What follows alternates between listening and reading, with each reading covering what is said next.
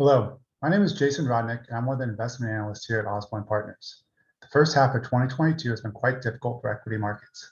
Given the declines year to date, it's only natural to ask, where do we stand and what does outlook look like for the rest of the year?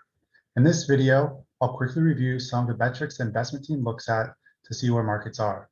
First, I'll review the current market pullback in context of prior bear markets. Then we'll review valuations heading into the second half of the year, and then we'll quickly review market sentiment to see where it is today. 2022 has been one of the worst bear markets of the past 70 years. As highlighted in gray, from the S&P 500 high in early January to the low in mid-June, the market is down about 25%. Back in January, the S&P 500 was trading about 23 times trailing 12-month earnings. Now it is at about 16 times. At its current level, the S&P 500 is trading around its long-term average valuation. This contraction in valuation and price is roughly in line with prior drawdowns.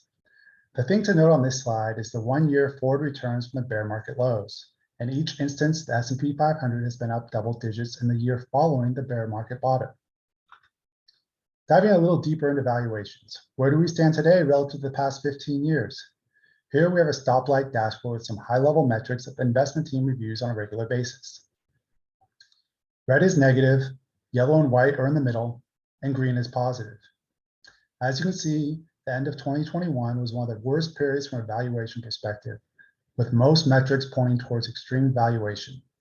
However, as 2022 has progressed, most metrics have improved. Let's review a couple.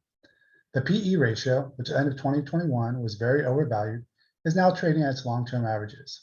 Next, the price to book value of the S&P 500 is down from near record highs at the end of 2021. While there is still plenty of yellow and red on here, it is a much better outlook than we had at the end of last year. Most metrics are trending towards their long-term averages, and we're approaching levels where markets have historically found support. Now turning to investor sentiment. Here's a similar slide showing sentiment indicators we follow. Generally, periods of negative investor sentiment, times when everyone wants to be out of the market, have been some of the most favorable times to invest. We are currently in one of the best periods from a sentiment perspective since 2008. Let's review a few here.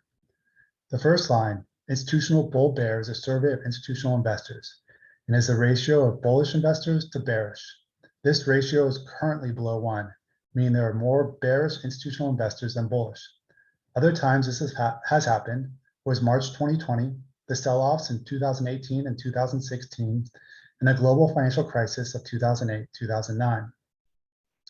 The next metric I'd like to highlight is equity put-call ratio. This is above 1. More people are buying protection through puts than betting on upside through calls. This is a relatively extreme reading that is generally coincides with market bottoms. Then finally, consumer sentiment. And again, this is at levels that we have seen during previous market drawdowns that have been favorable times to invest. In closing, given the valuations have come off record levels and are either at or nearing long-term averages, and that investor sentiment is historically favorable, we believe there's a good chance the second half of 2022 will be better than the first. I hope this video has provided you with a little more insight into how the investment team at Osborne Partners views the markets. As always, feel free to reach out to your portfolio counselor if you have any further questions or concerns.